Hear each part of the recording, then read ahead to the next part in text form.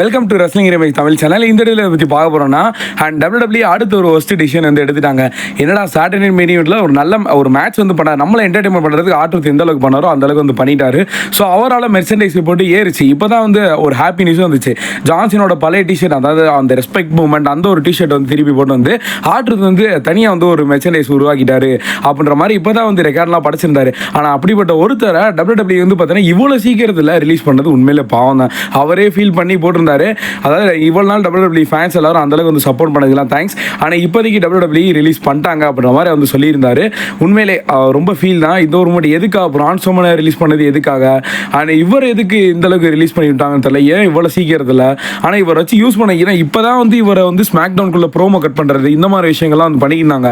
ஆனால் இதுக்கப்புறம் ஏதாவது சூழ்நிலை கொண்டு நம்ம காமெடியாக கொண்டு போவாங்கன்னு பார்த்தா கடைசியில் மொத்தமாக தூக்கி வெளியே வீசிட்டாங்க. என்ன காரணம்னு தெரில. அண்ட் கண்டிப்பாக இதுக்கப்புறம் WWE நம்ம ஆற்றுறது வந்து பார்க்க மாட்டோம்.